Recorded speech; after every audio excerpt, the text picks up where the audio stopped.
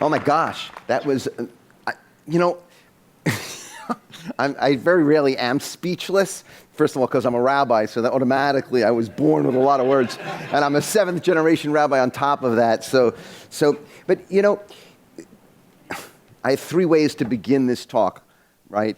And that's only because I've heard the first four speakers. Okay, first way.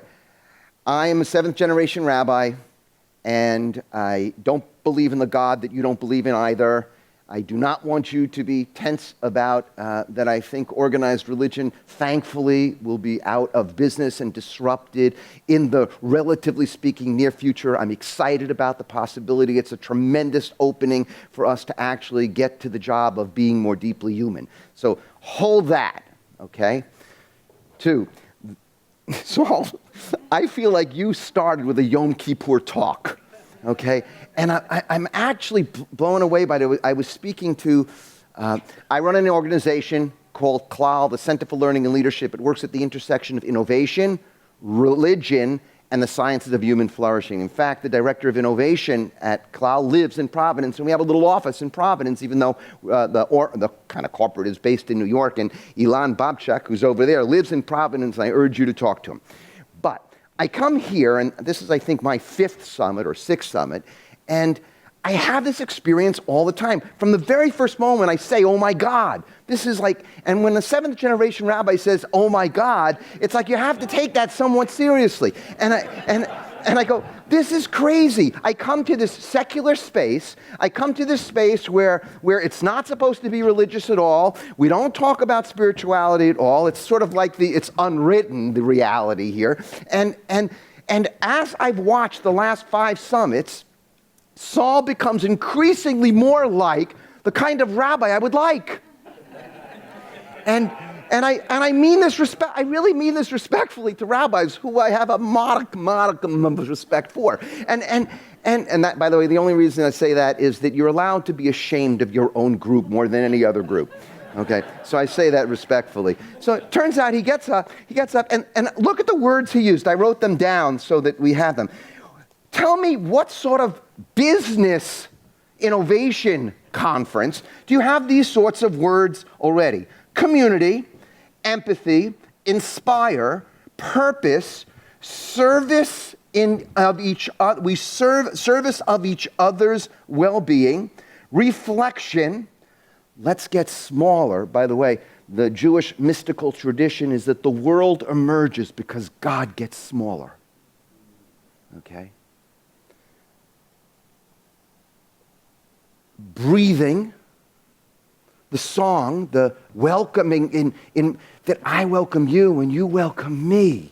Oh my God, that I see you. And that's the religious dream, is to be seen and known.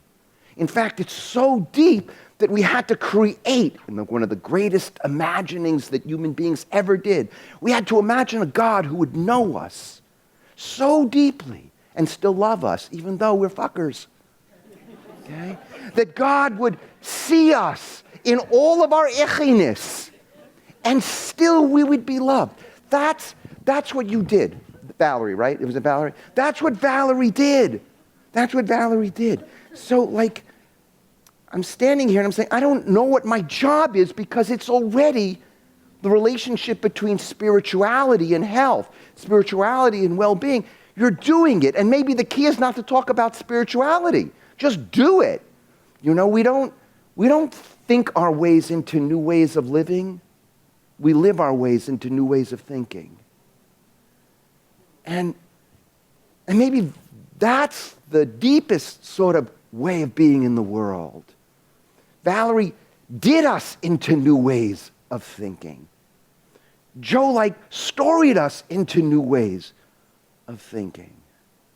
And so that's the second way I want to introduce this, is that maybe this is what it really means to be religious. And I also want to say, I really love random collisions. I think it's beautiful. But I think what's also true, given that we're in Providence, is that something providential about the collisions. And maybe random and providence is the same thing from a deeper perspective. And I know if you're really secular, know how stupid organized religion so often is and how much incredible damage.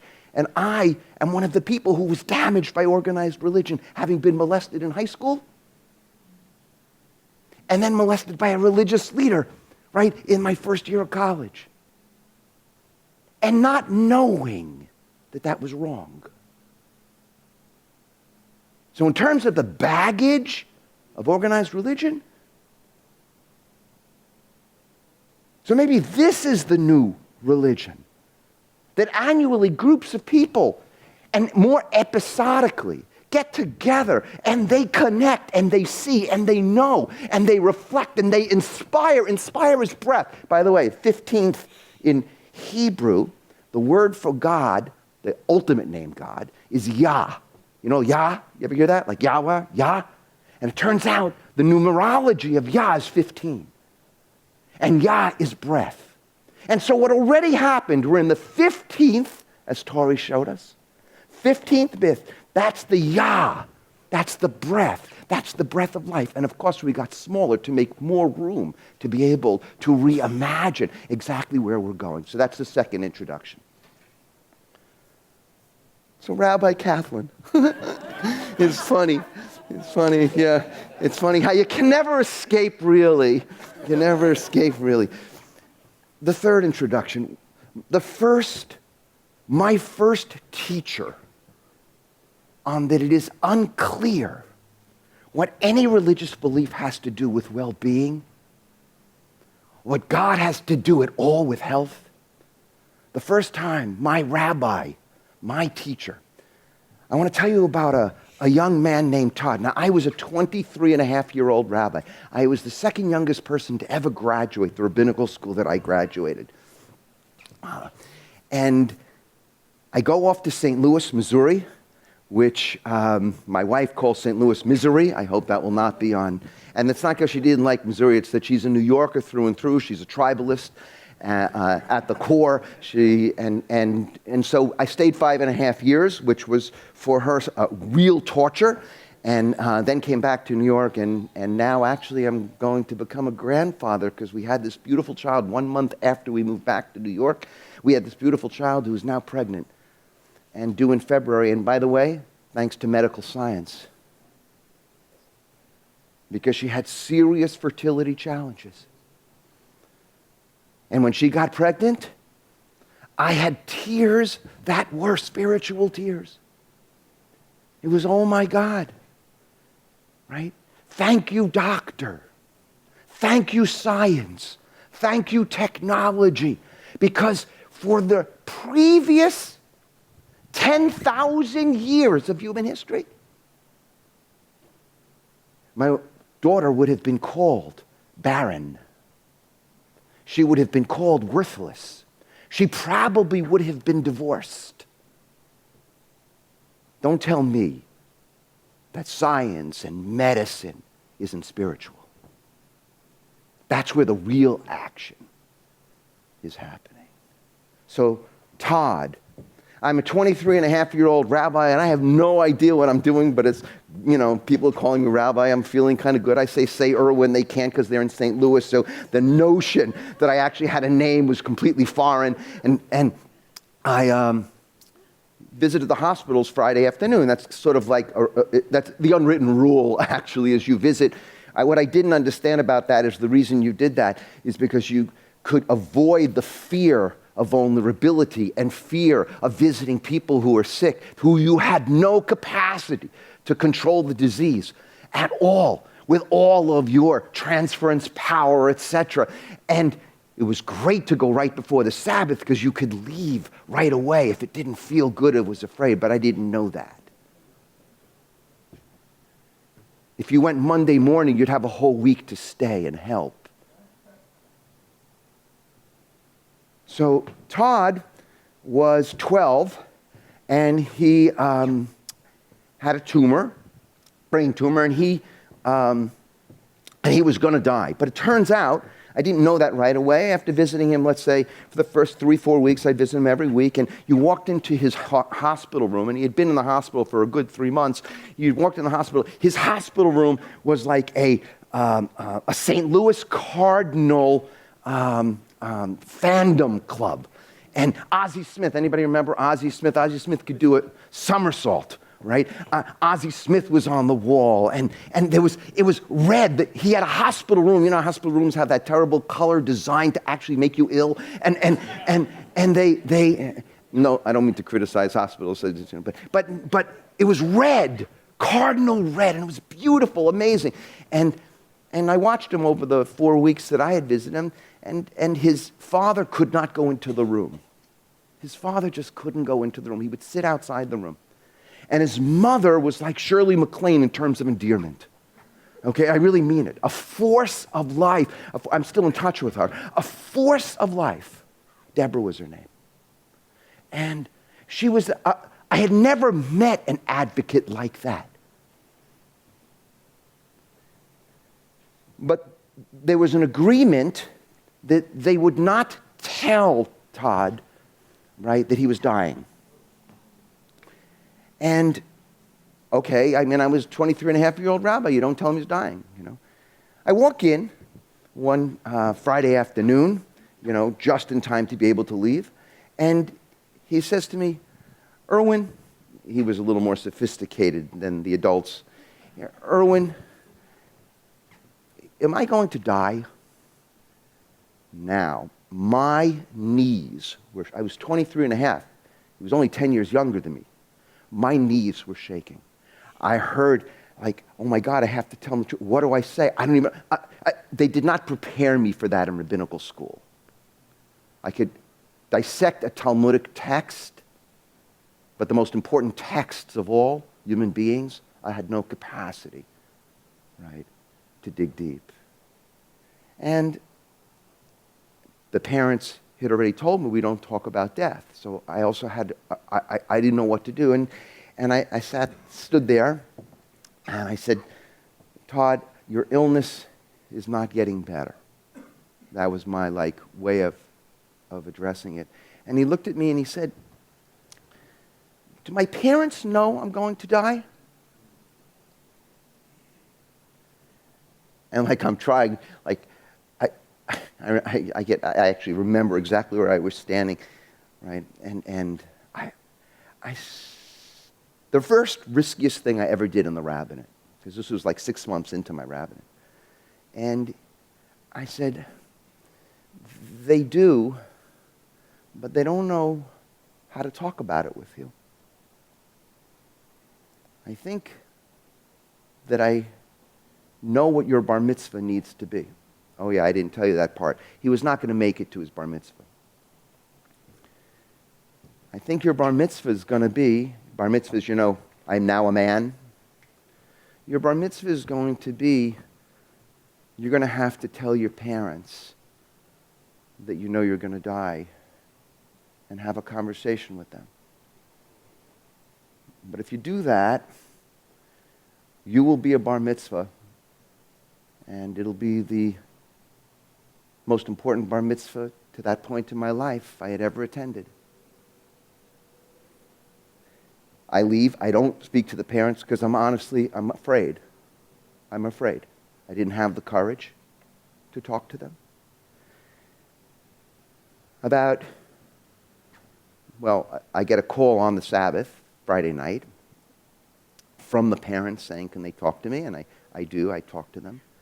And they tell me about the conversation that they had with Todd. That Todd was able to tell them that he was going to die. And that they wanted to let me know. They didn't thank me. It wasn't like that. They were crying on the phone. And I went to see Todd Sunday morning. And Todd said to me, and I know this is a long story, but Todd said to me, Irwin, I think I know what a bar mitzvah is. I did what I was supposed to do. I said, tell me one piece of the story of you telling your parents. Because my father began to cry. I never saw my father cry. Now, why do I tell you the Todd story? Because what Todd taught me was there may actually be no relationship at all between spirituality and health outcomes. I know there's no relationship at all between a God who we imagine as a father protecting us and health outcomes, though I yearn to be protected by that God that I imagine. I learned that day, that week with Todd, that period with Todd, that, oh my God, that there is no mother God who loves us unconditionally. But oh my God, do I want to be loved unconditionally? Is the yearning and the desire real? I learned from Todd, and I wouldn't have put it this way until I had to think about today and the origin story for me of who taught me first about the relationship between spirituality and health outcomes. What I learned is that you could be actually incredibly physically unhealthy and have a profound level of well-being. And you can have incredible health and be a son of a bitch. And spiritually bankrupt. And what that invites, I think, us all to think about is that maybe we have the wrong categories here. Spirituality and health. The dad is, we'll learn more about the mind-body, and we'll learn about that. Spinoza says, Spinoza basically said that anything we don't know is just a matter of time, and we'll eventually know the cause-effect of everything. And maybe we will. Maybe we will. And so we'll get better at the mind-body. But no matter how much we know about the mind-body, the need to matter, the need to be aware, self-aware, the need for meaning and purpose, the need to love and be loved, that's not going to be so easy to measure. And that kind of well-being, it's a piece of what Tori's doing in that maternity with those women who are pregnant. That level of well-being, we're just beginning as a human species to ask about seriously. So here's the thing. We're going to talk about well-being, we're going to talk about well-being, we're going to talk about well-being a lot. I want to be the secular spiritual person who says, let's do this with great deliberation, because the next 20, 25 years in medicine is going to be so profound. The fourth industrial age and the convergence of technologies and the ability for personalized medicine and proactive medicine and predictive medicine is going to so fundamentally transform healthcare that there's very few people in this room probably who could describe what's really going to happen. The exponential level of our ability to make people physically healthy is going to be profound. And here's the thing about when we really learn and we really have the power to master matter. When we can master matter, the material world, when we can master matter, that's when we need to make people matter most. When we have real unprecedented power to handle, that's when we have to learn how to handle power best. When we really have computational power to count things, that's when we have to make people count the most. When we have the most unbelievable, precise metrics, that's when we need meaning more than ever before. When data becomes so, the computational and ability to aggregate and pattern and understand data becomes so amazing that in some ways we become the gods that we imagine. At that moment when data is so unbelievably powerful, that is exactly when we have to remember story. Because it's story that's the soul of data. And this is the sort of beginnings of this next evolution of thinking about what it even means to be human. Do you know what the luxury is to think about well-being? It's everybody. We are so to be able to think about well-being. The fundamental human question until 100 years ago, even 80 years ago, 60 years ago, 50 years ago, was how to deal with scarcity. Now the question is abundance. And the challenge to be human in the context of abundance is so different than the challenge of scarcity. For most of human history, the challenge was having no knowledge, not understanding anything about reality. Now the challenge is overwhelming, not only data, but information and knowledge. And the challenge of being human with the abundance of knowledge and power is so different than the challenge of scarcity and opacity. That's what Todd taught me. But then my father taught me that too. My father was the quietest person in the world. I didn't hear him speak from the time I was about 7 till the time I was about 25. I'm not kidding. My mother spoke all the time. And I have 5 younger brothers. When my mother died first. When my father was dying, he was dying of a sort of congestive heart failure. And he was a very, very kind and good person. He had come in 1938 from Poland, and so he was a cantor, which means he sang, but he believed in music and song. He didn't believe in God or the cosmos. And he was dying he was sort of uncomfortable. And the last time I saw him, so I would go back and forth to Florida. The last time I saw him, he was uncomfortable, and I decided to get into bed with him. And I got into bed, and he was not a touchy-feely guy at all. And I had my arm around him. He was sort of on my shoulder. And I said to him, so what are you scared of? By the way, he had the best medical attention, an amazing doctor. He said to me, I know I'm going to find Mommy. Now, this is a non-believer. I know I'm going to find Mommy, and I'm worried that she's going to ask me how the kids are doing.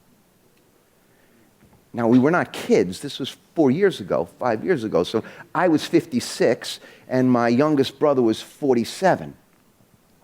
And so I said to him, so what are you worried about each of the kids? He says, I just don't know. Are they going to be all right? And so I said, Dad, here's what I want you to tell Mommy. It's really important when you find her, because I know you're going to find her. And I don't even believe that. And you see, it doesn't matter. There's some things that are facts that are completely unimportant. And there are things that are fiction that are profoundly world-shaping, And I said, here's what I want you to tell him. And I went through each of my brothers. Aaron, I know you're worried about, don't worry, here's why. And Mark, he's not married, and he's 45 years old, 47 years old, and you're so scared he's going to be alone. I'm telling you, he's going to get married. By the way, he got married within 18 months. It was like, okay, all right, I get it, I do believe, I don't believe, I do believe, I don't believe. It's all right. A little humility when you have this much power is good also. I went through each of my brothers, and I could feel as I went through my brothers that he literally, he relaxed. He died 3 days later, but the next morning when I got up, he said, come over here, and I went over. He gave me a kiss. He would put his hand on my head. He blessed me every night growing up. So he put my hand on his head, and he gave me a kiss on my cheek, and he said, last night was the greatest day of my life. Now, it wasn't the greatest day of his life. He had amazing days in his life. Because from the eternity perspective, there's only the present anyhow. You know, from the health perspective, we're born. We do get sick. Hopefully we get fixed. Most of the time, at least up to now, everybody dies. But we have a lot of unbelievable power, right, independent of that, to be well. I want to invite us all in this next period to imagine that medicine is one of the greatest religious expressions of humans on this planet. The spiritual insight is that every human being is of infinite value. That's what personalized medicine is trying to reach.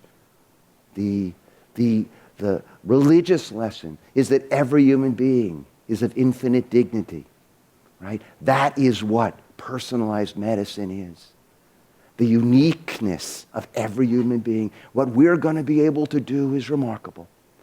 And as we do that, the reason there's this explosion of interest in spirituality is not because there's some God in the sky who's going to come down and make things all better. It's because from the deepest parts of who we are, we know that the most important innovations that are going to happen in this next period is the innovation of the human being itself, herself, itself, ourselves. That's the job we're in, innovating our humanness. And when we do that together, and boy, that's a big job. That's why there's always a promised land. Always. That's the great thing about human beings. There's always a better place. And the only way to get there is to wander and struggle. And that means there's really only one question. With whom do you want to wander? I want to invite us to think about, at least for the next 48 hours, we want to wander with this community. And that ultimately, one of the great moments in human history is we're beginning to recognize we have to wander with every single person on this planet and with every single part of ourselves. Thank you very much.